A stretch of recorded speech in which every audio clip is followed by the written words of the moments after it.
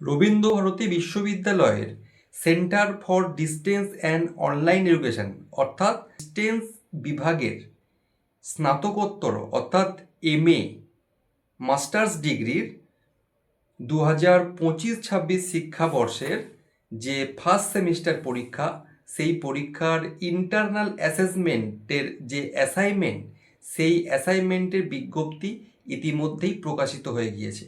প্রসঙ্গত উল্লেখ্য, রবীন্দ্রভারতী বিশ্ববিদ্যালয়ের ডিস্টেন্স এডুকেশন বিভাগ, যেটা বর্তমানে centre for distance and online education বলে সমধিক পরিচিত, সেই শিক্ষা বিষয়টি রবীন্দ্রভারতী বিশ্ববিদ্যালয়ের সল্টলেক ক্যাম্পাস এবং পশ্চিমবঙ্গের বিভিন্ন কলেজ বা মহাবিদ্যালয়ের বিভিন্ন সেন্টার দ্বারা পরিচালিত হয়। ইতিমধ্যেই সেই প্রথম সেমিস্টারের যে পরীক্ষা পদ্ধতি, যেখানে লিখিত পরীক্ষার পাশাপাশি ইন্টারনাল অ্যাসেসমেন্ট বা অ্যাসাইনমেন্ট সাবমিট করতে হয়, সেই অ্যাসাইনমেন্টের বিজ্ঞপ্তি ইতিমধ্যেই প্রকাশিত হয়ে গিয়েছে বিশ্ববিদ্যালয়ের ওয়েবসাইটে।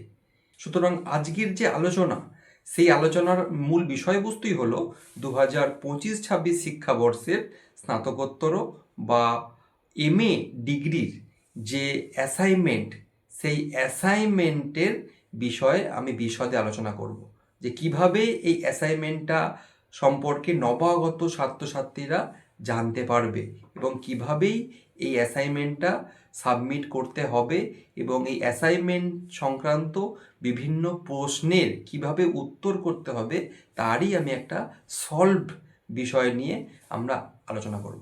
নমস্কার, আমি আদিত্য চক্রবর্তী এবং আমার ফেসবুকে আমি বিভিন্ন এই সমস্ত শিক্ষামূলক ভিডিও এনে থাকি এবং আজকের বিষয়টিও এই ইন্টারনাল অ্যাসেসমেন্ট সম্পর্কিত রবীন্দ্রভারতী বিশ্ববিদ্যালয়ের স্নাতকোত্তর ইতিহাস বিষয়ের প্রথম সেমিস্টারের। আমি ইন্টারনাল অ্যাসেসমেন্টের সমস্ত বিষয় নিয়ে আলোচনা করব এবং ইন্টারনাল অ্যাসেসমেন্টের যে উত্তর, যে প্রশ্নগুলির যে উত্তর, সেই উত্তরগুলিও আমি সলভ করে দেব ছাত্রছাত্রীদেরকে। এবং এই জন্যই আমি কিন্তু ভিডিওটিকে প্রত্যেককে শেষ পর্যন্ত দেখতে বলবো এবং অবশ্যই ছাত্রছাত্রীরা কিন্তু এক্ষেত্রে উপকৃত হবেন। এবং কেউ যদি এই প্রশ্নগুলি আমার থেকে সংগ্রহ করতে চান, তো আমার হোয়াটসঅ্যাপ নম্বর, স্ক্রিনে দেওয়া হোয়াটসঅ্যাপ নম্বরে আমার সঙ্গে সংযুক্ত হতে পারেন বা আমার সঙ্গে যোগাযোগ করতে পারেন। আমি কিন্তু প্রত্যেক ছাত্রছাত্রীদেরকেই সাহায্য করতে প্রস্তুত। তাহলে দেখে নেওয়া যাক ইন্টারনাল অ্যাসেসমেন্ট সংক্রান্ত বিশদ বিবরণ। প্রসঙ্গত উল্লেখ্য, রবীন্দ্রভারতী বিশ্ববিদ্যালয়ের centre for distance and online education বিভাগের যে পরীক্ষা পদ্ধতি, সেখানে সেমিস্টারের লিখিত পরীক্ষার পাশাপাশি ইন্টারনাল অ্যাসেসমেন্ট বা অ্যাসাইনমেন্ট সাবমিট করতে হয় এবং এই ইন্টারনাল অ্যাসেসমেন্টের ধার্য নম্বর হচ্ছে প্রতিটি পেপারে 10 মার্ক। অর্থাৎ ফার্স্ট সেমিস্টার যদি আমরা দেখি, ফার্স্ট সেমিস্টারের 5টি পেপার আছে বা 5টি কোর্স আছে: সিসি 1.1, সিসি 1.2, সিসি 1.3, সিসি 1.4 এবং সিসি 1.5। প্রত্যেকটি কোর্সের বা পেপারের 4টি করে ইউনিট আছে: ইউনিট 1, ইউনিট 2, ইউনিট 3 এবং ইউনিট 4। এবং 5টি পেপারের 4টি করে প্রশ্ন দেয়া থাকে এবং এই 4টি প্রশ্নের মধ্যে যে কোনো একটি প্রশ্নের উত্তর লিখতে হবে প্রতিটি কোর্স থেকে। অর্থাৎ যদি আমি উদাহরণ দিয়ে দেখাই, সিসি 1.1-এর 4টি প্রশ্ন থাকবে এবং সেটি 4টি ইউনিট থেকে থাকবে প্রশ্নগুলি এবং সেই 4টি ইউনিটের 4টে প্রশ্নের মধ্যে একটি প্রশ্নের উত্তর লিখতে হবে। অনুরূপভাবে সিসি 1.2-তেও 4টি প্রশ্ন থাকবে, তার মধ্যে একটি লিখতে হবে। সিসি 1.3-তেও তাই, সিসি 1.4-এও তাই এবং সিসি 1.5-এও তাই 4টি করে প্রশ্ন থাকবে এবং সেক্ষেত্রে একটি করে লিখতে হবে। অর্থাৎ 5টি পেপার থেকে একটি করে প্রশ্নের উত্তর লিখে সেই লেখাটি নির্দিষ্ট নিয়মাবলীর মধ্যে বিশ্ববিদ্যালয়ের সঠিক দিনে বা সেন্টারগুলির সঠিক দিনে বিশ্ববিদ্যালয়ের অফিসে বা মহাবিদ্যালয়ের বা সেন্টারগুলির অফিসে যথাযথ পরীক্ষককে জমা দিতে হবে। তাহলে আমরা বিস্তৃতভাবে বিশ্ববিদ্যালয়ের যে নির্দিষ্ট ফরম্যাটের প্রশ্নপত্র অর্থাৎ ইন্টারনাল অ্যাসেসমেন্টের যে প্রশ্নপত্র, সেই প্রশ্নপত্র সম্পর্কে এবার একটু প্রত্যক্ষ আলোচনা করব। আমরা এখানে দেখতে পাচ্ছি যে অফিসিয়াল ওয়েবসাইটে রবীন্দ্রভারতী ইউনিভার্সিটির যে অ্যাসাইনমেন্ট সেটা কিন্তু এখানে দিয়ে দেওয়া হয়েছে। MA semester 1 examination session July 2025। এবার আমরা দেখে নেব কী কী নিয়মাবলী এখানে অ্যাসেসমেন্টের আছে, অর্থাৎ ইন্টারনাল অ্যাসেসমেন্টের কী নিয়মাবলী আছে। এখানে লেখা আছে দেখুন যে প্রত্যেকটি উত্তর হাতের লেখাতে লিখতে হবে, কোনো রকম প্রিন্ট বা টাইপিং চলবে না। Internal assessment should be arrange as follow, অর্থাৎ কভার পেজ, আপনাদের আইডি কার্ডের জেরক্স বা প্রিন্ট আউট এবং ফার্স্ট সেমিস্টারের অ্যাডমিশনের পেমেন্ট রিসিপ্ট, এছাড়া কোয়েশ্চেন পেপারগুলি প্রত্যেকটি পেপারের এবং answer of 1 question for each of course CC 1.1 থেকে 1.5, অর্থাৎ 1.1 থেকে 1.5 পর্যন্ত এই 5টি পেপারের 4টি করে প্রশ্ন দেওয়া আছে। সেই প্রশ্নের মধ্যে যে কোনো একটির উত্তর লিখতে হবে, লিখে যথাসময়ে সেটিকে সাবমিট করতে হবে। এবার তাহলে আমরা ইন্টারনাল অ্যাসেসমেন্টের বিভিন্ন প্রশ্ন সম্পর্কে পুঙ্খানুপুঙ্খভাবে জেনে নেব।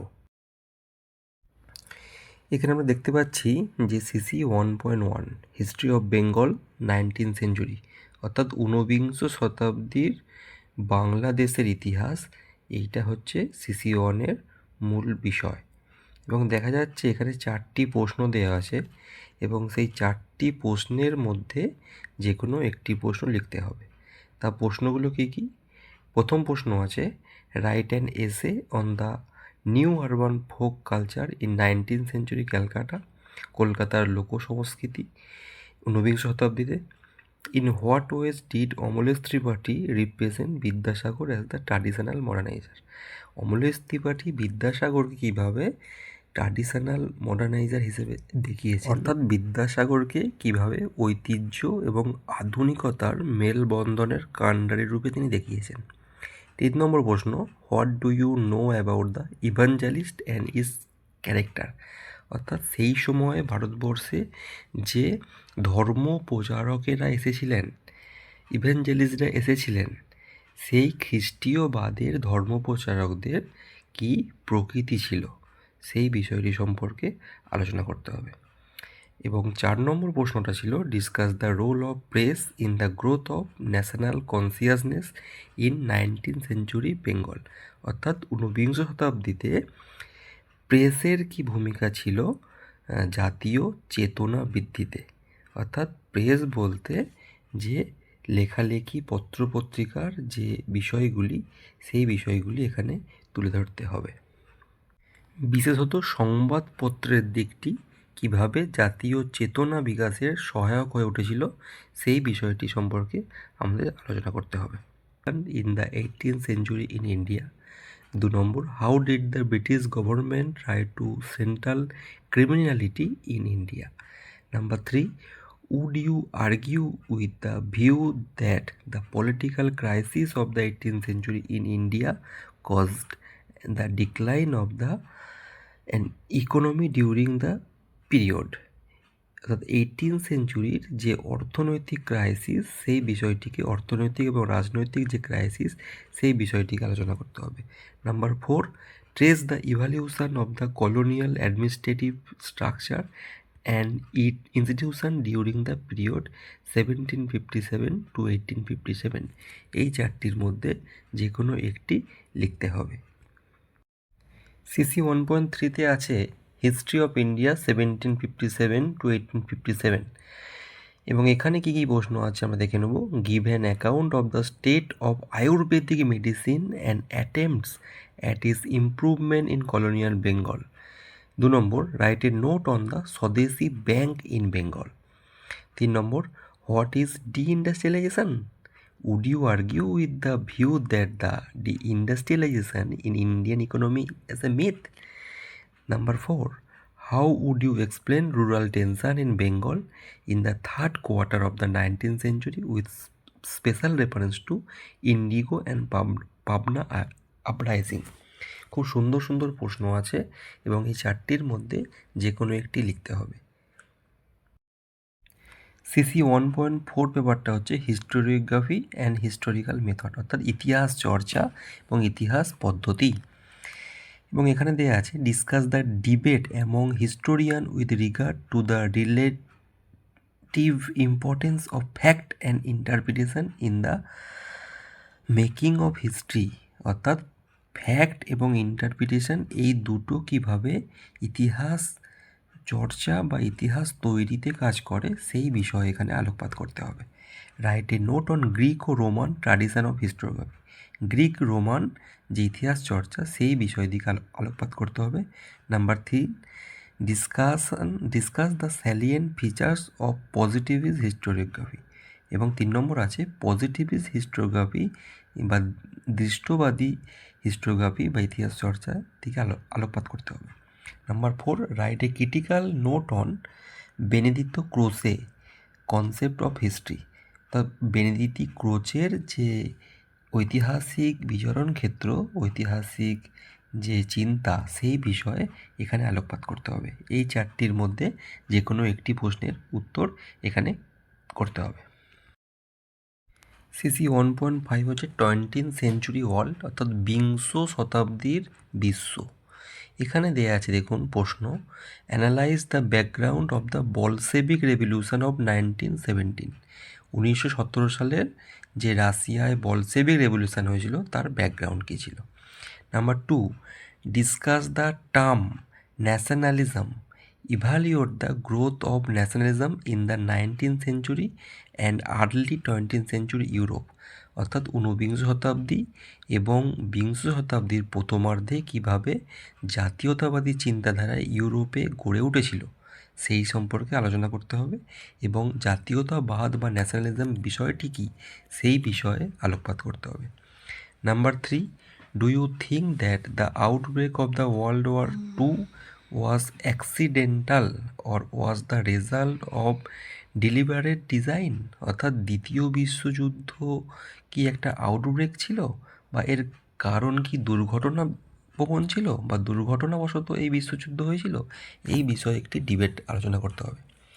Number 4, assess the communist revolution in China and its impact on world politics, এবং নম্বর 4-এ আছে যে চীনের যে কমিউনিস্ট বিপ্লব বা চৈনিক কমিউনিস্ট পার্টির যে বিপ্লব, বিস্তৃত লং মার্চ, এবং সেই লং মার্চ এবং কমিউনিস্ট রেভলিউশনের কী প্রভাব পড়েছিল সমগ্র বিশ্বের রাজনীতিতে।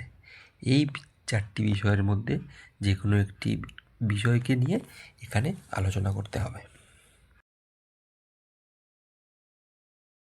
তাহলে আমরা এই বিষয়ে আলোচনা করলাম যে রবীন্দ্রভারতী বিশ্ববিদ্যালয়ের প্রথম সেমিস্টারের ডিস্টেন্স বিভাগের ইন্টারনাল অ্যাসেসমেন্ট, এবং আমি প্রত্যেকটি বিষয় পুঙ্খানুপুঙ্খভাবে বোঝানোর চেষ্টা করলাম। আশা করি তোমরা বুঝতে পারবে ছাত্রছাত্রীরা, এবং যদি কেউ কিছু বুঝতে না পারো আমাকে স্ক্রিনে দেওয়া নম্বরে হোয়াটসঅ্যাপ করবে বা কমেন্টে তোমরা জানাতে পারো। এবং এখানেই আজকে আমার এই আলোচনা শেষ করলাম। নমস্কার, সকলে ভালো থাকবেন, মন দিয়ে পড়াশোনা করবেন।